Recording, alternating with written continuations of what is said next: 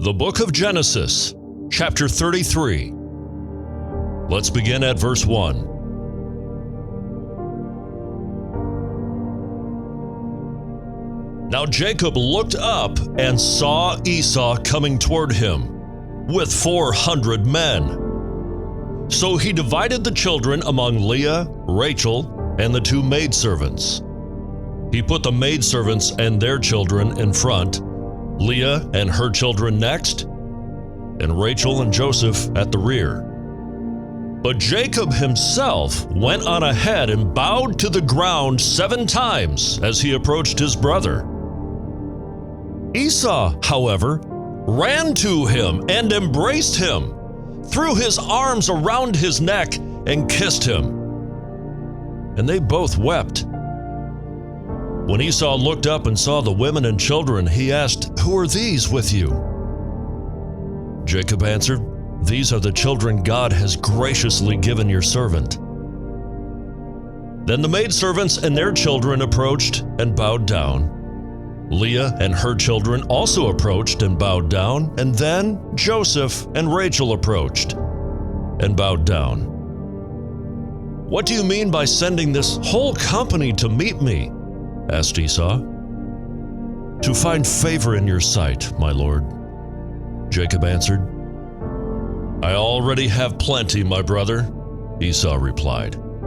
"Keep what belongs to you." But Jacob insisted, "No, please. If I have found favor in your sight, then receive this gift from my hand.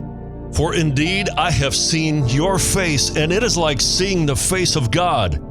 Since you have received me favorably, please accept my gift that was brought to you, because God has been gracious to me, and I have all I need." So Jacob pressed him until he accepted. Then Esau said, "Let us be on our way, and I will go ahead of you." But Jacob replied, "My Lord knows that the children are frail, and I must care for sheep and cattle that are nursing their young. If they are driven hard for even a day, all the animals will die. Please let my Lord go ahead of his servant.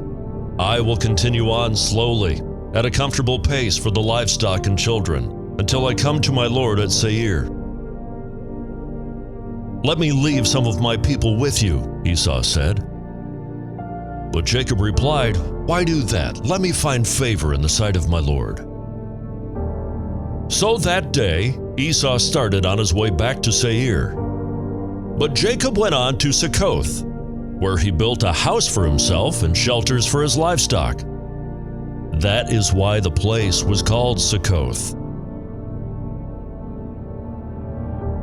After Jacob had come from Padan Aram, he arrived safely at the city of Shechem in the land of Canaan, and he camped just outside the city.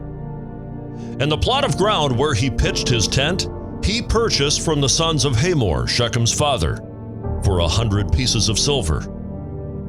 There he set up an altar and called it El Elohe Israel.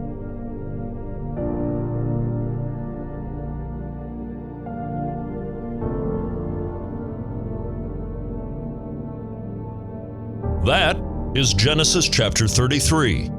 Thank you so much for listening.